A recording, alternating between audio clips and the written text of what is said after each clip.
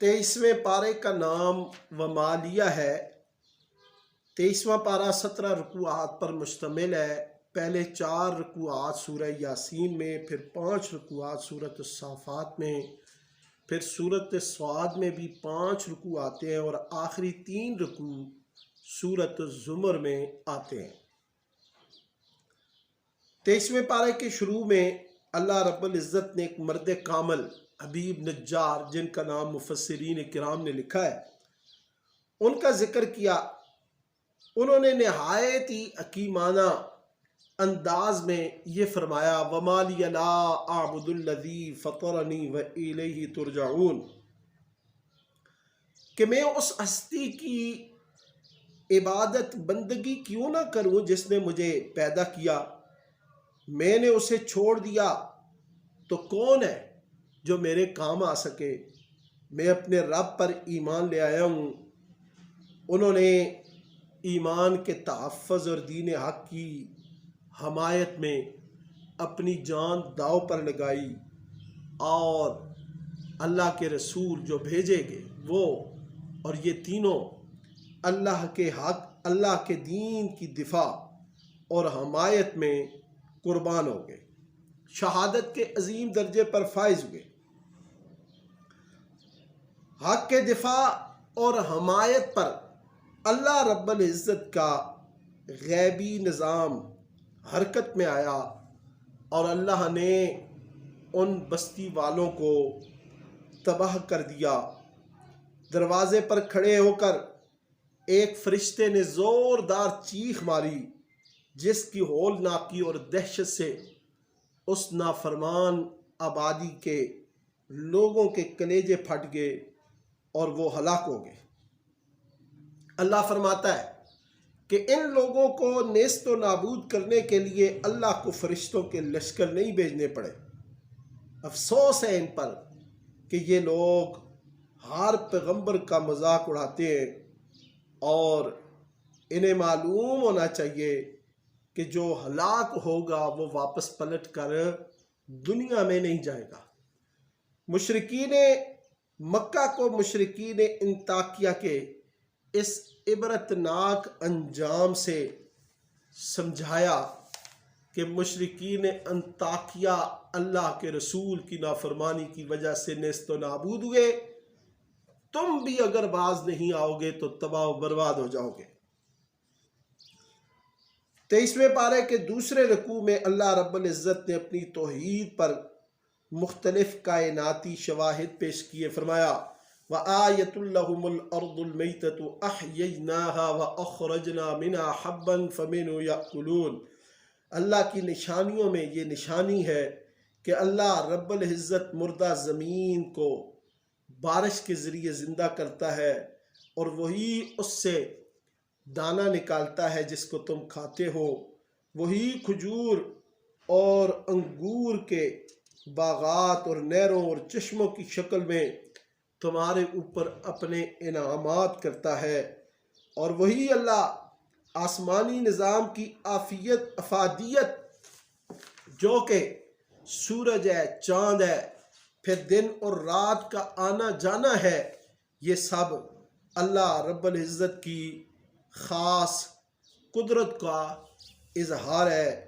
और फिर अल्लाह रब्बुल इज़्ज़त ने क़यामत का जिक्र किया कि क़यामत की जल्दी जल्दी करने वाले जो ये कहते हैं मता हाज़ल वादु इन कुंतुम सादिकीन, कि वो वादा जो क़यामत का तुम हमसे करते हो वो कब होगा।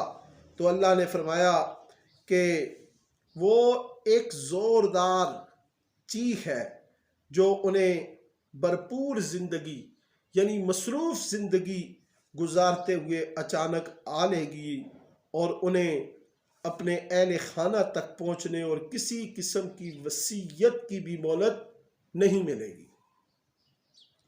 फिर अगले रुकू में अल्लाह रब्बुल इज़्ज़त ने क़यामत का जिक्र किया, वनुफ़िख़ फ़िस्सूरि फ़इज़ा हुम मिनल अजदाथ, कि क़यामत की मंजर कशी ये है कि जब सूर फूंका जाएगा, लोग कब्रों से मरकत से निकल कर बड़ी तादाद में अपने रब के सामने हाजिरी के लिए चल पड़ेंगे اور یوں محسوس ہوگا کہ وہ پھسل رہے ہیں، اور یہ لوگ جب قبروں سے اٹھیں گے تو کہیں گے کہ کس نے ہمیں قبروں سے نکال دیا؟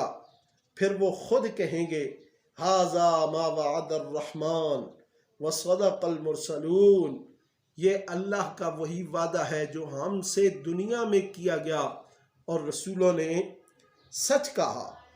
پھر اللہ رب العزت میزان کو قائم کرے گا، عدل و انصاف ہوگا اور جزا و سزا ہوگی۔ نیک اعمال کرنے والے جنت میں اپنے شاداں و فرحاں ہوں گے، گھنے سائے میں اپنی ازواج، اپنی بیگمات کے پہلو بہ پہلو تکیہ لگائے ہوئے لطف اندوز ہو رہے ہوں گے۔ جو طلب کریں گے جنت میں انہیں ملے گا، اور سب سے بڑی بات یہ کہ رب رحیم کی طرف سے انہیں سلامیاں ہی سلامیاں دی جائیں گی۔ اللہ نے فرمایا سلام قولا من رب الرحیم، سلام قولا من رب الرحیم۔ یہ جنتیوں کا حال ہے کہ نعمتیں بھی اور اللہ کی طرف سے سلام بھی، لیکن مجرمین وہ الگ تھلگ ہوں گے اور ان کے اعضاء ہی ان کے خلاف گواہی دیں گے، اور انہی کی گواہی پر انہیں جہنم کا ایندھن بنا دیا جائے گا۔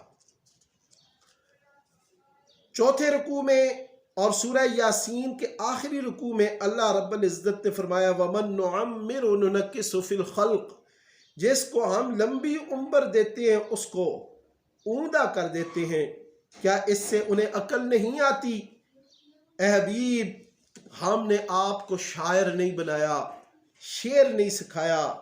وَمَا عَلَّمْنَاهُ الشِّعْرَ وَمَا يَنبَغِي لَهُ، نہ ہی یہ آپ کے لائق ہے۔ آپ پر قرآن نازل ہوا جس کا کوئی مثل نہیں ہے، یہ زندوں کے لیے نصیحت ہے۔ اور پھر اللہ رب العزت نے ایک معرکۃ الآراء انداز میں عقلی دلائل دے کر زندوں کو مردہ کرنے کی یہ مثال دی، لوگوں کو سمجھایا۔ تفسیر کبیر میں ہے کہ عاص بن وائل یہ یہودی رسول اللہ صلی اللہ علیہ وسلم کے پاس ایک ہڈی لایا اور کہنے لگا کہ یہ ہڈی دوبارہ زندہ ہوگی۔ نبی علیہ الصلوۃ والسلام نے فرمایا کہ ہاں، اللہ تعالیٰ اس ہڈی کو اٹھائے گا، تجھ کو موت دے گا عاص، پھر تجھ کو زندہ کرے گا، پھر تجھ کو جہنم کی آگ میں داخل کر دے گا۔ وَضَرَبَ لَنَا مَثَلًا وَنَسِيَ خَلْقًا قَالَ مَنْ يُحْيِي الْعِظَامَ وَهِيَ رَمِيمٌ قُلْ يُحْيِيهَا الَّذِي أَنشَأَهَا أَوَّلَ مَرَّةٍ وَهُوَ بِكُلِّ خَلْقٍ عَلِيمٌ، وہ اللہ جس نے پہلے اس انسان کو پیدا کیا جب اس کے نہ سمپل تھا، نہ نمونہ تھا، نہ ڈیزائن تھا، وہی اللہ اس کو دوبارہ پیدا کرے گا۔ وہ اللہ جو ہر چیز کا خالق اور مالک ہے، وہ دوبارہ پیدا کرنے پر بھی قادر ہے۔ پھر اللہ رب العزت نے فرمایا کہ سبز درخت سے میں آگ پیدا کرتا ہوں، الذی جعل لکم من الشجر الاخضر نارا فاذا انتم منہ توقدون، جس آگ کو تم جلاتے ہو، اور وہ اللہ جس نے آسمان اور زمین جو اتنی بڑی بڑی مخلوق ہے اس کو پیدا کیا، اور مشکل ترین اور بڑے بڑے اجسام کو پیدا کیا، وہ انسان جیسی چھوٹی مخلوق کو پیدا کرنے پر قادر ہے، اس کے لیے بہت آسان ہے۔ اور آخر میں یہ فرمایا انما امرہ اذا اراد شیئا ان یقول له کن فیکون، کہ اس سے زیادہ اللہ کو کچھ نہیں کرنا پڑتا کہ وہ وجود میں آنے کا حکم دیتا ہے، کن کہتا ہے تو وہ چیز فیکون وجود میں آ جاتی ہے۔ فسبحان الذی بیدہ ملکوت کل شیء والیہ ترجعون، پاک ہے وہ اللہ کی ذات جس کے ہاتھ میں ہر شے کا اقتدار ہے اور سب کو اسی کی طرف پلٹنا ہے۔ پھر سورۃ الصافات ہے، یہ سورت 5 رکوعات 182 آیات پر مشتمل مکی صورت ہے۔ ترتیب مصحف کے اعتبار سے سورت الصافات کا نمبر 37واں ہے، اور اس کے پہلے رکوع میں اللہ رب العزت نے فرمایا والصافات صفا۔ صافات یہ فرشتوں کو کہا گیا، اور اس سے قطار، اس کی بھی یعنی صف کی بھی اہمیت کو واضح کیا گیا۔ اللہ رب العزت نے نزول قرآن کے وقت جو آسمان تھا وہ انتہائی اہمیت کا حامل تھا۔ شروع میں شیطان کو ملا الاعلیٰ پر جانے کی اجازت تھی، لیکن جب قرآن اترنے لگا تو اللہ رب العزت نے شرارتی جنات اور شیاطین کے لیے آسمانوں پر پہرے لگا دیے۔ وحفظا من کل شیطان مارد، اللہ تعالیٰ نے آسمان پر حفاظتی چوکیاں، بروج قائم کر کے فرشتوں کو ان پر معمور کر دیا تاکہ شیاطین اپنے مقاصد میں کامیاب نہ ہو سکے۔ ستارے یہ آسمان کی زینت بھی ہیں اور حفاظت کا ایک ذریعہ بھی ہیں۔ اب کوئی چوری چھپے شیطان نقب لگا کر سننے کی کوشش کرتا ہے تو شہاب ثاقب اس کا پیچھا کرتا ہے، فَأَتْبَعَهُ شِهَابٌ ثَاقِبٌ۔ پھر 6ویں رکوع میں اللہ رب العزت نے آخرت میں جزا اور سزا کا ذکر کیا اور واضح کیا نیک لوگ نیک اعمال کی وجہ سے جنت میں جائیں گے، اور بدکاروں کو، نافرمانوں کو جہنم کی ہر لعنت، ہر سزا دی جائے گی۔ 7ویں رکوع میں اللہ رب العزت نے حضرت نوح علیہ السلام کا ذکر کیا۔ فرمایا کہ نوح وَلَقَدْ نَادَانَا نُوحٌ فَلَنِعْمَ الْمُجِيبُونَ، ہمیں نوح نے پکارا تو ہم نے نوح کی خوب سنی۔ نوح پر سلامتی ہو۔ ہم نے نوح کو اور ان کے خاندان کو، جو ان کے متبعین تھے، ان کو بچا دیا، اور جو نافرمان تھے ان کو غرق کیا۔ ابراہیم خلیل اللہ بھی حضرت نوح کے نقش قدم پر چلنے والے تھے۔ انہوں نے قوم کو شرک سے روکا، وہ نہ رکے تو بتوں کو انہوں نے تباہ و برباد کر دیا۔ ان کافروں نے حضرت ابراہیم خلیل اللہ کو آگ میں ڈالا تو اللہ نے مشرکین اور کافرین کو ذلیل کر دیا، اپنے ابراہیم کو صحیح اور سلامت آگ سے باہر لائے اور عزت بخشی۔ حضرت ابراہیم نے ہجرت کی تو انہیں فَبَشَّرْنَاهُ بِغُلَامٍ حَلِيمٍ، ایک حلم طبع والا بیٹا عطا کیا۔ بچہ بڑا ہوا تو ابراہیم علیہ السلام نے خواب میں دیکھا وہ اسے ذبح کر رہے ہیں۔ انی اذبحک فانظر ماذا تری، بیٹے تم بتاؤ کہ تمہارا کیا ارادہ ہے؟ تو بیٹے نے کہا یا ابت افعل ما تؤمر، اے ابو وہ کیجئے جس کا اللہ نے آپ کو حکم دیا ہے، آپ مجھے صابر پائیں گے۔ جب دونوں باپ بیٹے نے اللہ کے سامنے سر تسلیم خم کیا، ابراہیم نے بیٹے کو ماتھے کے بل لٹایا تو ہم نے کہا ابراہیم تو نے خواب سچا کر دکھایا، قد صدقت الرؤیا انا کذالک نجزی المحسنین۔ یہ اللہ کی بہت بڑی آزمائش تھی، اور اسماعیل کے فدیہ میں ایک عظیم ذبیحہ مینڈا دے کر ہم نے اسماعیل کو بچا دیا، اور ہم نے ان کا ذکر، ابراہیم اور اسماعیل کی اس قربانی کا ذکر بعد میں آنے والوں کے لیے باقی رکھا۔ یہ بہت بڑی کائنات کی قربانی تھی۔ 8ویں رکوع میں حضرت موسیٰ، حضرت ہارون، حضرت الیاس اور حضرت لوط علیہ السلام کا ذکر ہے، اور 9ویں رکوع میں جو کہ سورہ صافات کا آخری رکوع ہے، اس میں حضرت یونس علیہ السلام کا واقعہ ہے۔ اللہ رب العزت نے فرمایا وَإِنَّ يُونُسَ لَمِنَ الْمُرْسَلِينَ، یونس علیہ السلام بھی اللہ کے رسول تھے۔ وہ اپنی قوم کو چھوڑ کر نکلے، کشتی میں بھری ہوئی کشتی میں بیٹھے، قرآن اندازی ڈالی گئی تو ہر دفعہ حضرت یونس علیہ السلام کا نام نکلا، پھر وہ دریا میں پھینک دیے گئے، ان کو مچھلی نے لقمہ بنا لیا۔ اللہ فرماتا ہے کہ اگر یونس ہمیں یاد نہ کرتے تو تا صبح قیامت وہ ہمیشہ مچھلی کے پیٹ میں رہتے۔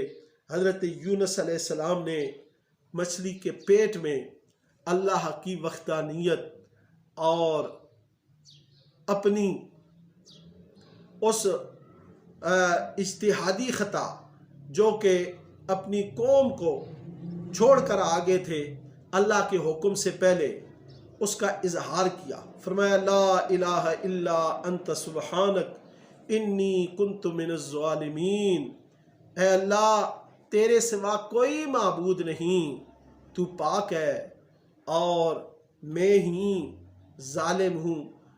یہ حضرت یونس نے اللہ کی بارگاہ میں خود اپنے لیے الفاظ استعمال کیے۔ کسی بھی مسلمان کو یہ الفاظ کسی پیغمبر کے لیے کہنا یہ درست نہیں ہے۔ حضرت یونس علیہ السلام جب مچھلی کے پیٹ میں رہے تو اللہ نے فرمایا کہ ہم نے ان کو بچا لیا۔ 1,00,000 سے زائد لوگوں کے لیے انہیں ہم نے رسول بنا کر بھیجا۔ یہ مشرک اللہ تعالیٰ کے لیے فرشتوں کو اللہ کی بیٹیاں کہتے ہیں، یہ بہت غلط بات کہتے ہیں۔ جن ہوں یا کہ یہ فرشتے ہوں، یہ اللہ کی اولاد نہیں ہے، یہ اللہ کی مخلوق ہے۔ پھر آخر میں اللہ رب العزت نے فرمایا سبحان ربک رب العزت عما یصفون وسلام علی المرسلین والحمد للہ رب العالمین، کہ تیرا رب ان باتوں سے پاک ہے جو وہ کرتے ہیں، رسولوں پر سلام ہو، تمام تعریفوں کا حقیقی اور ذاتی مالک اللہ کی ذات ہے۔ حضرت مولا علی نے فرمایا جو شخص یہ چاہتا ہے کہ اس کا ثواب قیامت کے دن بڑے ترازو میں تولا جائے، وہ ہر محفل کے بعد ان 3 آیات کو پڑھے، سبحان ربک رب العزت عما یصفون وسلام علی المرسلین والحمد للہ رب العالمین۔ پھر سورۃ صاد ہے، یہ 5 رکوعات 88 آیات پر مشتمل مکی صورت ہے۔ ترتیب مصحف کے اعتبار سے سورۃ صاد کا نمبر 38 آتا ہے۔ سب سے پہلے اللہ رب العزت نے فرمایا صاد والقرآن ذی الذکر، نصیحت برے قرآن کی قسم، یہ کافر سخت تکبر اور ضد میں مبتلا ہیں۔ انہیں یاد نہیں کہ ان سے پہلے کتنی ہی کافر اللہ کے عذاب کی گرفت میں آئے، بہت چیخے لیکن بچنے کا وقت نکل چکا تھا۔ اے قریش مکہ،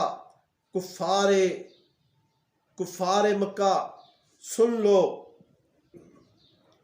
کہ تم سے پہلے کتنی مضبوط قومیں جب اللہ کے مقابلے میں آئیں، اللہ کے رسول کے مقابلے میں آئیں، چاہے وہ قوم نوح ہے، قوم عاد ہے، قوم فرعون، قوم سمود، قوم لوط اور قوم شعیب مدین، سب کو اللہ نے ذلیل اور رسوا کیا، نیست و نابود اور تباہ و برباد کر دیا۔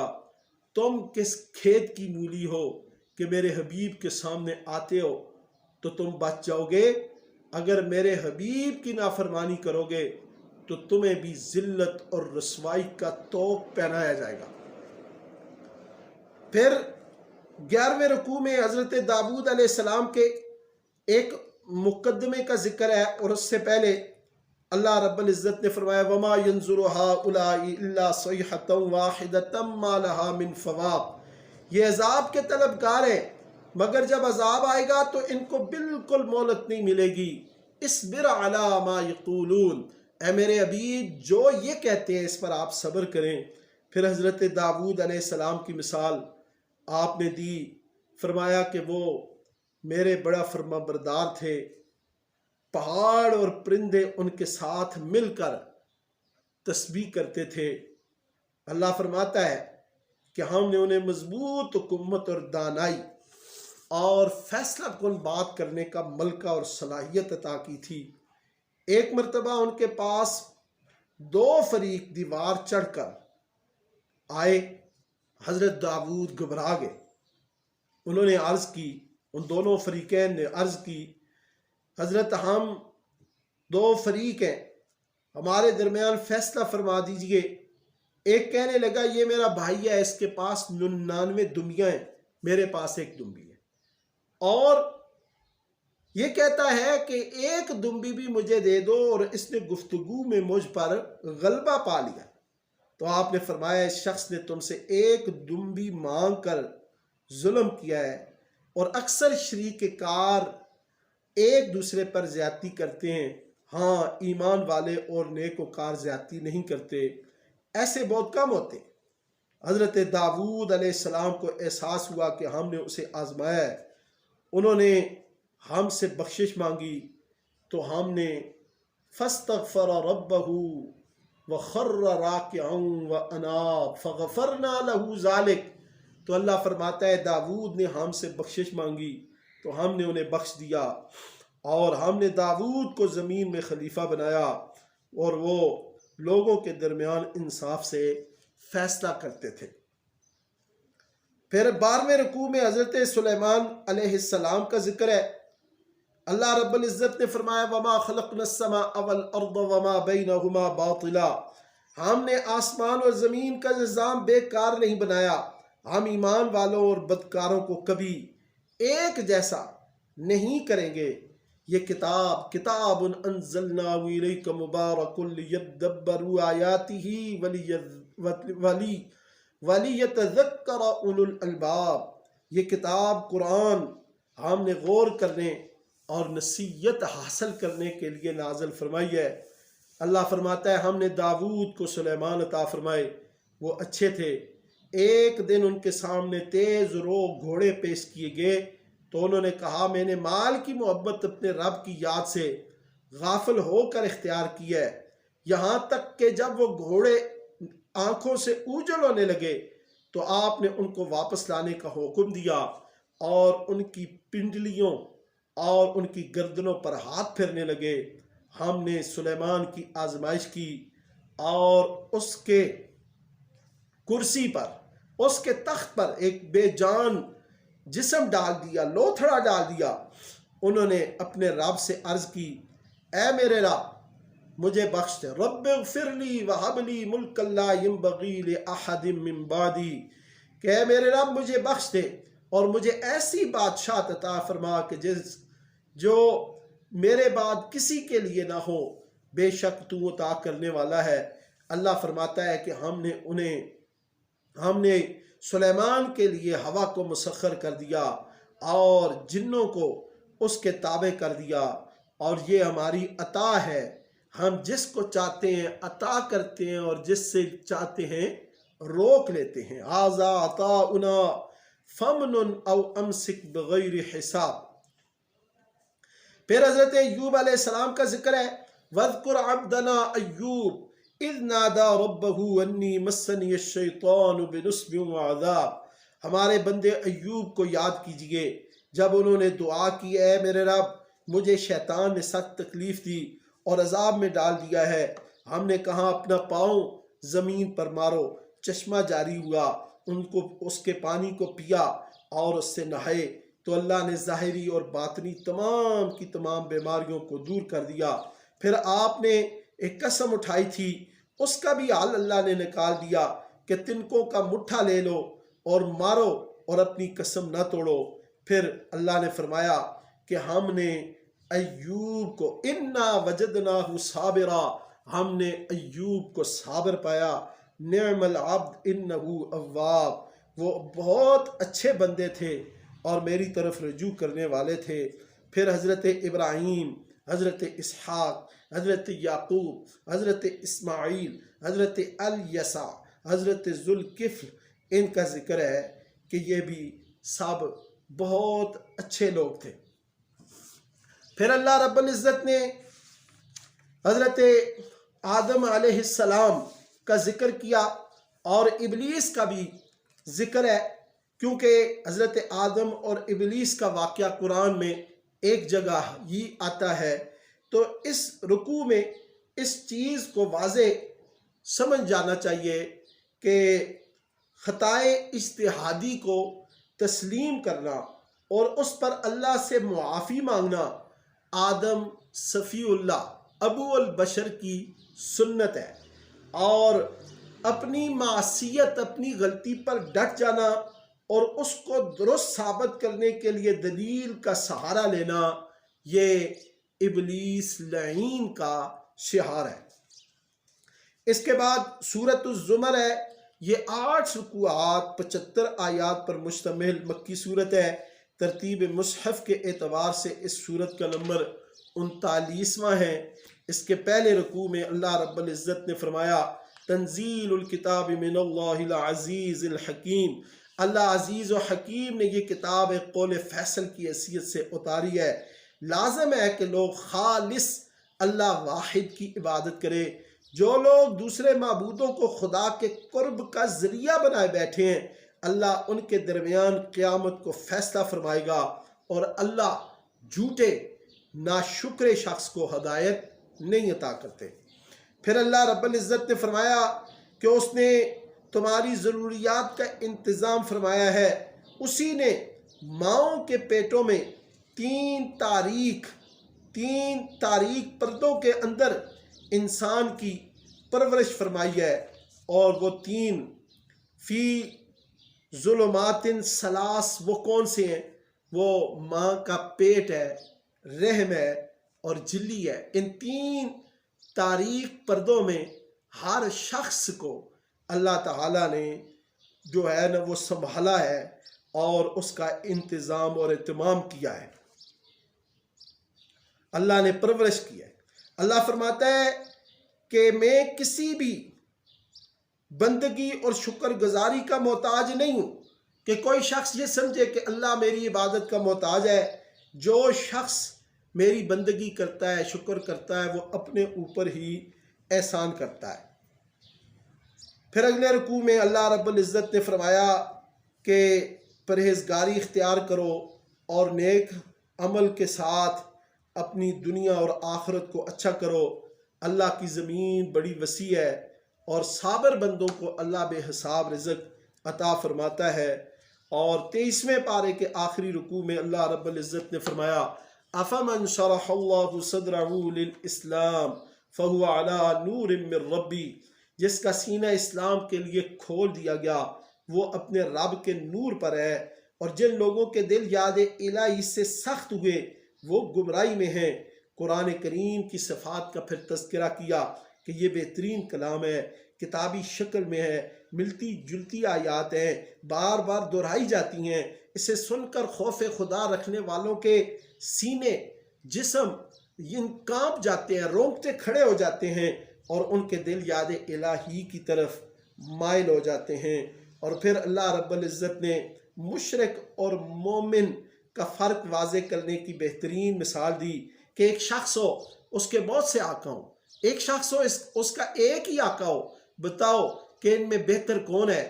بہتر وہی ہے کہ جس کا ایک آقا ہو، جس کا آقا و مولا، جس کا معبود، جس کا خالق و مالک اللہ ہو، وہ یقیناً بہتر ہے ان تمام بت پرستوں، ستارہ پرستوں سے جن کے بہت سے معبود ہوں۔ اور مسلمان جو اللہ کو ایک چاہتے ہیں، ایک مانتے ہیں، یقیناً وہ سب سے بہتر ہیں۔